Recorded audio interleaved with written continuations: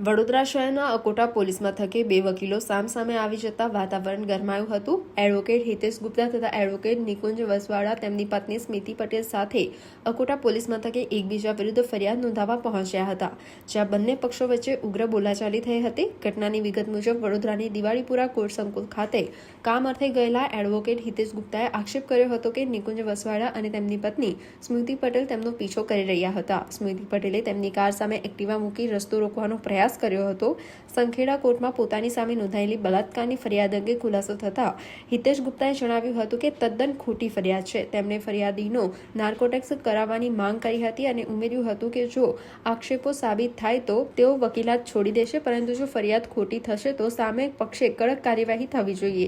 બીજી તરફ કુંજ વસવાડા અને તેમની પત્ની સ્મિતિ પટેલે સામે આક્ષેપ કરતા જણાવ્યું હતું કે હિતેશ ગુપ્તાએ તેમની એક્ટિવા સાથે અકસ્માત સર્જ્યો હતો। આ મામલે બંને પક્ષો અકોટા પોલીસ મથકે પહોંચતા તંગદિલી સર્જાઈ હતી। હાલ અકોટા પોલીસે બંને પક્ષોની રજૂઆતો સાંભળીને કાયદેસરની ફરિયાદ લેવાની તજવીજ હાથ ધરી છે। ચોક્કસથી જે કોઈ વ્યક્તિઓ જે કોઈ લોકો એડવોકેટ હિતેશ ગુપ્તાને ઓળખે છે, 376ના અનેક લોકોને જેની સામે નિર્દોષ વ્યક્તિઓની સામે જ્યારે 376નો એક હથિયાર તરીકે જે લોકોએ ઉપયોગ કર્યા છે, એવા મેં અસંખ્ય બળાત્કારના એટ્રોસિટીના કેસો હું રહ્યો છું, હાલ પણ લડું છું। અને હાલનો આ જે કેસ છે, આ કેસની કડી ક્યાંક ને ક્યાંક થોડા મહિનાઓ અગાઉ જે ચૂંટણી દરમિયાન કોર્પોરેટર આશીષ જોશી સામે જે અધિકારીએ સંખેડા પોલીસ સ્ટેશનમાં જે પોલીસ ઇન્સ્પેક્ટર જેયુ ગોહિલ નાઓએ એક ખોટી એફઆઈઆર આશીષ જોશી સામે નોંધેલી હતી, એ એફઆઈઆરની સામે મેં વકીલ તરીકે આશીષ જોશી માટે લડ્યો અને લડીને એમના જામીન થયા। નામદાર સેશન્સ કોર્ટે જામીન આપતા વખતે પોલીસની ટીકા કરી અને એ બાબતે નામદાર હાઈકોર્ટમાં હાલ મેં રીટ પિટિશન દાખલ કરેલી છે। આગામી 25 તારીખના રોજ એની સુનાવણી છે। ત્યારે મારી સામે ગઈકાલે 7 ઓગસ્ટના રોજ જે હાલ મને વિગતો જાણવા મળી છે એ મુજબ બળાત્કાર નહીં પરંતુ ગેંગરેપની ફરિયાદ, એટલે એક કરતાં વધુ વ્યક્તિએ બળાત્કાર કર્યો છે એવી ફરિયાદ ગઈકાલે સંખેડા પોલીસ સ્ટેશનમાં મારા વિરુદ્ધમાં નોંધાઈ છે। બનાવનો જે સમયગાળો બતાડ્યો છે એ ફેબ્રુઆરી 2026થી મે 2026નો ગાળો, અને બનાવ સ્થળ, ગુનાનો જે બનાવ સ્થળ કીધું છે એમાં 2 જગ્યાએ બનાવ બન્યાલાની વિગત જણાવી છે કે જેમાં દિવાળીપુરા ખાતે જે મારી ઓફિસ આવેલી છે એ ઓફિસ અને ઘરની જગ્યા એ બનાવ સ્થળ બતાડી છે, અને બીજો બનાવ નર્મદાની કોઈક ગોલા ગામડી નર્મદા માઇનોર કેનલ એવી એક કોઈક જગ્યા છે, એ કેનલ ઉપરનો બીજો બનાવ બતાડ્યો છે। મેં મારા સમગ્ર જીવનમાં આજ દિન સુધી ક્યારે પણ આ ગોલા ગામડી નર્મદા કેનલવાળી જગ્યાએ ગયો જ નથી, અને જે પ્રકારની ફરિયાદમાં પીડિતાએ ફરિયાદણે જે કંઈ વિગતો જણાવી છે એ વિગતોમાં મારા જ પરિવારના વ્યક્તિઓના નામમાં ખાસ કરીને મારા પત્નીનું નામ પણ આરોપી તરીકે જણાવ્યું છે, અને એવું રીતે જણાવ્યું છે કે જાણે 376ની એ સહ આરોપી તરીકે એમને લીધા, અને સાથે સાથે એક અજાણ્યા જુનિયર તરીકે પણ એક અન્ય વ્યક્તિનું પણ નામ અજાણ્યા જુનિયર તરીકે લખેલું છે। આખી ફરિયાદ વાંચતા ફરિયાદમાં જણાવેલ ઘટનાક્રમમાં ફરિયાદ કરનાર કદાચ એ ભૂલી ગયા કે હું દિવાળીપુરા ખાતે રહેતો જ નથી।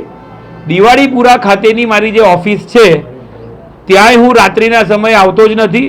બનાવ સ્થળ દિવાળીપુરાની ઓફિસ રાત્રિનો સમય બતાડ્યો છે, પરંતુ હું સાંજે 6 વાગ્યા પછી મારી દાંડિયા બજાર ખાતે ઓફિસ પૂર્ણ કર્યા બાદ આજવા રોડ ખાતે મારું જે રહેણાંક મકાન છે, હું આજવા રોડ ખાતે જ રહું છું। ક્યારે પણ મારા ઓફિસના કામકાજ માટે એમને એવું જણાવ્યું છે કે ઘરકામ અને ઓફિસનું કામ કરવા આવતી હતી, ત્યારે આ 26 વર્ષીય પીડિતા સાથે બનાવ બનેલાની વાત છે। પરંતુ આખી વાત અને આખી ફરિયાદ જોતા હું સ્પષ્ટપણે નામો જાહેર કરું છું।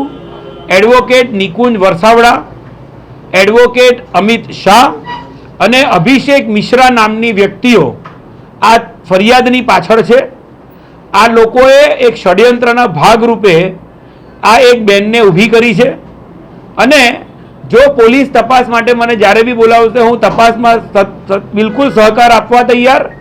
પોલીસ મોબાઈલ ટાવર લોકેશન આધારે બનાવની જે કંઈ વિગતો જણાવેલી છે એ વિગતોની પોલીસ તપાસ કરે. મારા મોબાઈલ કોલ ડિટેલનો રેકોર્ડ તપાસ કરી લે, મારા પત્નીનો મોબાઈલ રેકોર્ડનો તપાસ કરે, મારી દિવાળી પુરાવાળી ઓફિસ એ સમગ્ર ઓફિસમાં આશરે 15 જેટલા કેમેરા બહાર અને અંદરના અલગ અલગ જગ્યાએ લાગેલા છે અને છેલ્લા 1 વર્ષથી અમારા ત્યાં કેમેરા લાગેલા છે.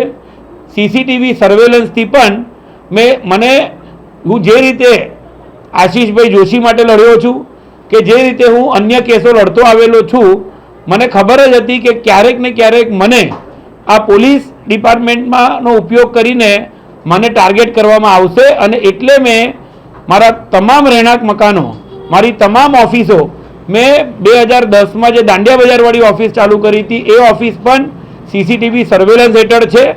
એટલે ઓફિસના અંદરની બનાવની વાત હોય કે બહારની વાત હોય, અને એમાં જે એક મારા જુનિયરને પણ ટાર્ગેટ કરીને એણે પણ કોઈ સૃષ્ટિ વિરુદ્ધનું કૃત્ય કર્યું હોય એ પ્રકારના જુનિયર સામે બી આક્ષેપો કરેલા છે. જે કંઈ બનાવની ઘટનાક્રમ જણાવી છે એ તમામ ઘટનાક્રમ બાબતે મારી પોલીસ ખાતાને અને ખાસ કરીને જે કોઈ તપાસ કરનાર અધિકારી છે એને વિનંતી છે કે તમે સાચી તપાસ કરજો. જરૂર પડે તો હિતેશ ગુપ્તા પોતાના ખર્ચે પોતાનો નાર્કો ટેસ્ટ કરાવવા તૈયાર છે. જો તમને બળાત્કાર બાબતનો કોઈ પણ પુરાવો મારા વિરુદ્ધનો મળે તો તમે જાહેર કરી દેજો. તે દિવસથી હિતેશ ગુપ્તા વકીલાત બંધ કરી દેશે. હું વકીલાત ત્યાગી દઈશ જો અગર આ ફરિયાદના એક પણ આક્ષેપો સાચા નીકળે. હું વકીલાત બંધ કરી દઈશ. આ હું સ્પષ્ટપણે કહી રહ્યો છું. મને ટાર્ગેટ કરેલો છે. જો મને ખોટા કેસમાં અરેસ્ટ કરવામાં આવ્યો કે મારી સામે કોઈ બી એક્શન લેવામાં આવી, હું તે દિવસથી અન્ય ત્યાગ બી કરી દઈશ અને જ્યાં સુધી તપાસ પૂર્ણ નહીં થાય ત્યાં સુધી મારે અગર અન્ન ત્યાગ કરીને પણ જીવવાનું થશે તો હું એ રીતે બી જીવીશ. હું આગોતરા જામીન નથી મૂકવાનો. હું એ બી સ્પષ્ટ કરી દઉં છું. પોલીસ તટસ્થ તપાસ કરે આ બાબતે. હું વકીલ છું તો એના મતલબ એવો નથી કે હું નામદાર કોર્ટ સામે આગોતરા જામીન લેવા જતો રહું, નામદાર કોર્ટથી રક્ષણ જ મેળવી લઉં. પોલીસ તપાસ કરે અને જો આ તપાસના અંતે બળાત્કાર અને એટ્રોસિટીના આક્ષેપો ખોટા નીકળે તો પોલીસ આમાં ફરિયાદીની સામે એક્શન લે એવી મારી સ્પષ્ટ રજૂઆત છે. તપાસ અધિકારી એ કારણ કે SC STની ફરિયાદ છે, SC એક્ટ હેઠળના આક્ષેપો છે, એટ્રોસિટીના આક્ષેપો છે, એટલે સ્વાભાવિકપણે ACP કક્ષાના અધિકારી આ કેસની તપાસ કરશે. અને એવામાં જ્યારે હું સતત આ બાબતે 376ના પીડિતો માટે લડું છું, હાલમાં જ હું નિકુંજ વસાવડા માટેની સ્પષ્ટ આક્ષેપ કરી રહ્યો છું. નિકુંજ વસાવડા અને એમની પત્નીએ નવાપુરા પોલીસ સ્ટેશનમાં 80 જેટલી અલગ અલગ લોકોની સામે અરજીઓ કરેલી છે. અલગ અલગ વ્યક્તિઓને સામે રેપના ખોટા આક્ષેપો કર્યા છે અને ખોટી ફરિયાદો કરી છે. તમામ બાબતો RTI હેઠળ અમે મેળવેલી છે. હાલમાં જ નામદાર કોર્ટમાં 2 પોક્સોના કેસોમાં નિકુંજ વસાવડાએ પોલીસ ઉપર, મારી ઉપર આક્ષેપો કર્યા અને નામદાર કોર્ટે નિકુંજ વસાવડાની એ અરજી વિગતવારનો હુકમ કરીને રદ કરી.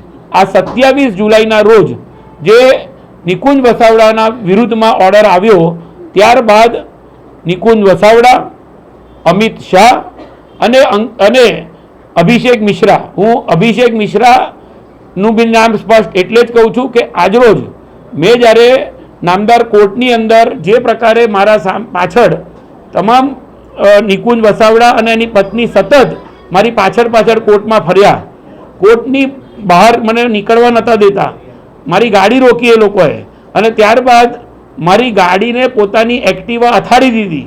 જે બાબતની મેં લેખિત ફરિયાદ અકોટા પોલીસ સ્ટેશનમાં કરી છે અને એમાં મેં સ્પષ્ટ જણાવ્યું છે કે આ લોકો એક ષડયંત્ર રચી રહ્યા છે, જે ષડયંત્રના ભાગરૂપે મને ફસાવી રહ્યા છે. હાલ તમારી સમક્ષ આ જે થપ્પી દેખાઈ રહી છે, આ એ જ થપ્પી છે કે જે RTI હેઠળ નિકુંજ વસાવડા અને એની પત્નીએ નવાપુરા પોલીસ સ્ટેશનમાંથી અમે આરટીઆઈ હેઠળ જે રેકોર્ડ મેળવ્યો છે, જે ખોટી અરજીઓ કરવાની ટેવવાળા આ લોકો છે, એમની સામે હું હવે જે કાર્યવાહી કરવાની થશે એ કરીશ. એ લોકોએ આજે મને ખોટી રીતે ટાર્ગેટ કર્યો છે, મારા પરિવારને ખોટી રીતે ટાર્ગેટ કર્યો છે.